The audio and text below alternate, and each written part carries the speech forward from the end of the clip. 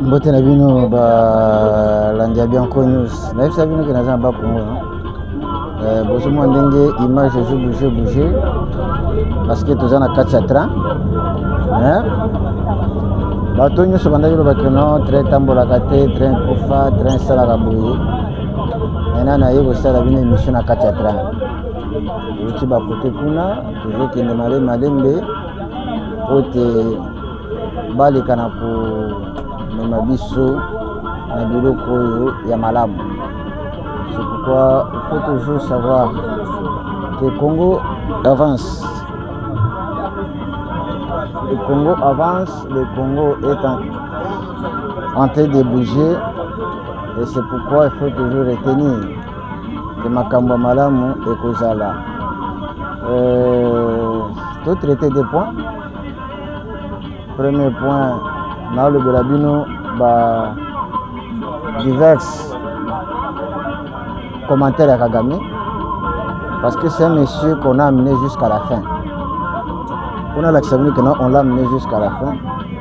Je vais vous citer quelques mots qu'il a toujours utilisés et ce qui fait qu'aujourd'hui, ce qu'il disait n'a plus de valeur. Il commence à tâtonner à qu'il à gauche, à qu'il à droite. Moyen le bapenza makambo est juste exaté. Vous voyez? Alors, on appelle ça bino Marobaya Tikwana. Ce monsieur, lorsqu'il a commencé à attaquer le Congo, retenez, lorsqu'il a commencé à attaquer le Congo, premièrement, il avait dit l'armée rwandaise n'est pas au Congo. C'est ça, les termes qu'il avait employés ou bien ceux qu'il utilisait. L'armée rwandaise. Ils en ont Congo. Malgré ma preuve, malgré Kanga, pour lui, ils ne sont pas au Congo. Bon, vous comprendre, la train, tout ça, moi musique, il y a moi son de musique. Donc, vous participez bien à la musique et à train, toujours qui est ensemble. Vous allez bien, vous likez, vous partagez des émissions. Congo Zamounene. Après avoir coloqué non, l'armée ya Rwanda des à Congo a dit coloqué non, tous en Congo. Cette fois-là, il va reconnaître en disant que nous sommes au Congo, mais nous poursuivons le FDLR. Nous poursuivons le FDLR qui représente un danger pour le Rwanda. Ah bon, donc il n'y a aucun pays à Mouninga pour nous agresser parce qu'il y a le FDLR.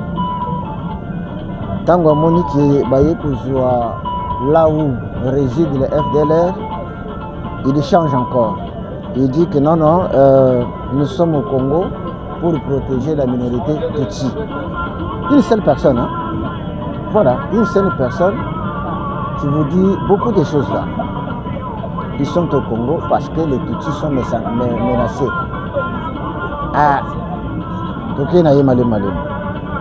Kolongona, quand il y a qui na Congo pour protéger les Tutsis, il change, il dit que non, le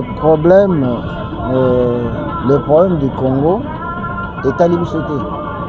C'est un problème, il y a des Congolais. Ce n'est pas nous. Il y a un problème, il y a des Congolais. Les Congolais, il y a des Zobundana. Donc, M23, ils ont rébellion qui n'est pas content de voir que Félix est Salaboye. Alors, ça n'engage pas le Rwanda, c'est un problème congolais. Après, Kakayemo a changé sur le dit que non, le problème du Congo, c'est Félix. Donc, s'il y a un problème au Congo, c'est Félix. Retenez ce que je vous dis, point par point. C'est Félix qui pose problème dans le Congo. Tolongo na makambo keno, c'est Félix qui pose problème dans le Congo. Lui-même encore, la même bouche, vous dit que non, le problème du Congo, ce n'est pas Félix. Parce que le M23 a commencé à revendiquer avant que Félix soit au pouvoir. Il nous a même dit que non, le M23 est créé en 2009. En ce moment-là, Félix n'était pas encore président à Congo. La même bouche et même personne. À Longwana, nous sommes au Congo pour récupérer nos terres. Mais maintenant, on ne comprend pas. Une seule personne avec autant de raisons, il est au Congo parce qu'il y a des terres rwandaises, ils ont été confisquées et Mabelewana, on doit récupérer. Au juste, on se pose des questions. Le monsieur veut quoi? Et il dit quoi? Il veut quoi? Il dit quoi? On ne sait pas. Maintenant, ce que vous devez retenir, le monsieur est presque à la fin. Il y a ce qu'on appelle la justice de Dieu. Genge bozoyi baboye que cancer est lié à comme un cancer, oyo ezolia na ndinga kosakana te. C'est pourquoi na mokili, ce n'est pas bon de faire le mal aux gens. Pour comprendre ce moment l'image des eaux bouger, c'est parce que nous filons vitesse à kosakana te. Donc tozawana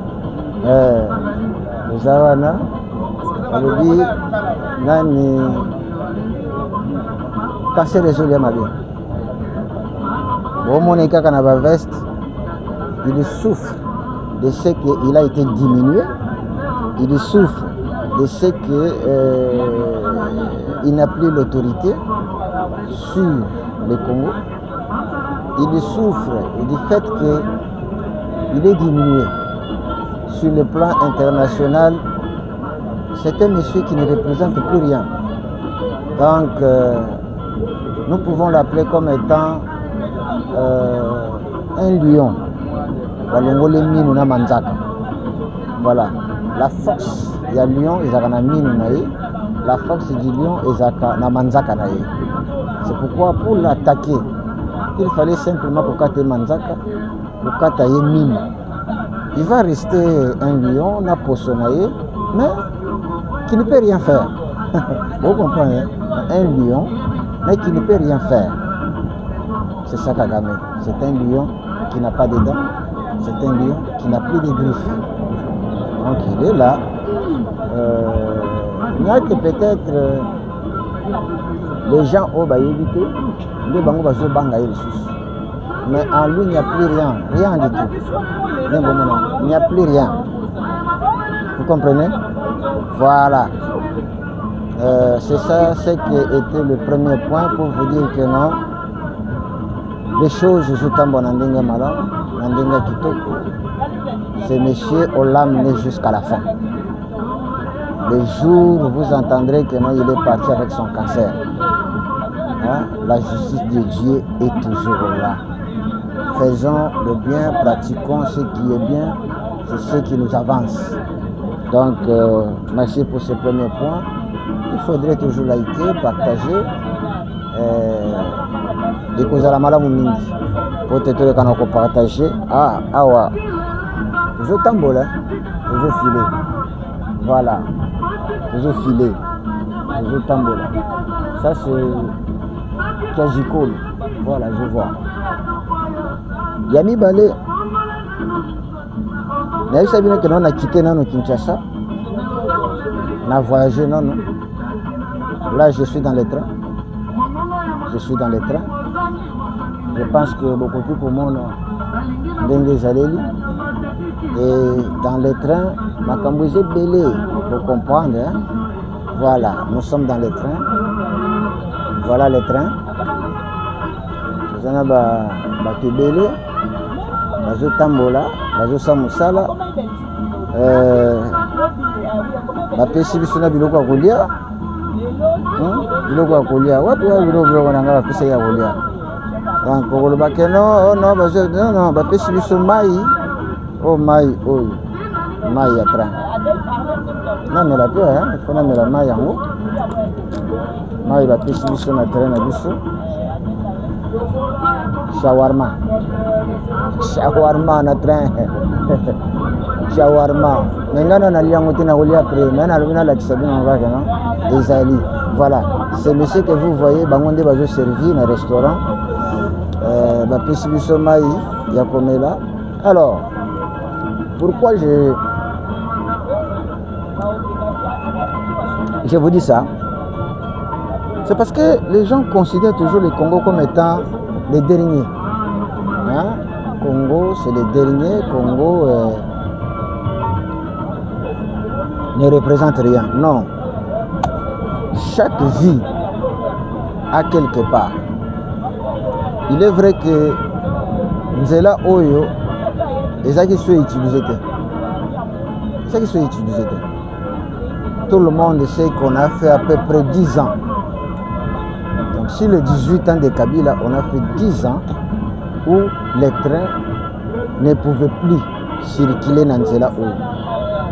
Même Baraï Moussous, les gens qui sont à place. Les gens sont à place et tout le monde était là. Mais au moins il y a eu une personne qui a pris le courage.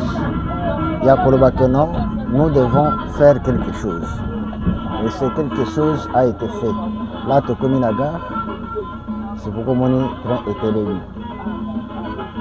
Il faut toujours féliciter moi, Makambo, il y a bien. Il ne faut jamais toujours tout critiquer. Ce n'est pas normal. Ce n'est pas normal. Ce qui est bien, on doit dire que non, c'est bien. Ce qui n'est pas bien, on doit condamner. Je suis comme moi, mission qui est pour tenir la Kisabino, que je suis dans le train. L'ONATRA est en activité. Comme je vous avais dit que non, locomotive nous soucie. Pour te Ebandakosa Misala, il y en a 5 qui doivent venir. Mais pour le moment, ça c'est les trains pour les Mobimba. Et il y a beaucoup utilisé, toujours ça là. Ça,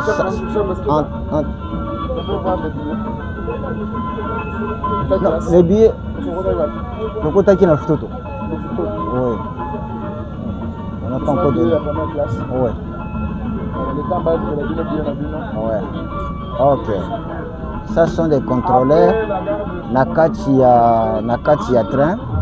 Donc, ils sont en train de contrôler. Donc, comprenez, les aléas Nakati émission. Donc, comprenez que nous les amaram, ma camion chez eux tambola. Merci. Je voulais seulement vous dire que non, nous sommes là. Toujours tambola, toujours roulé, en paix et nakina. Merci à tous.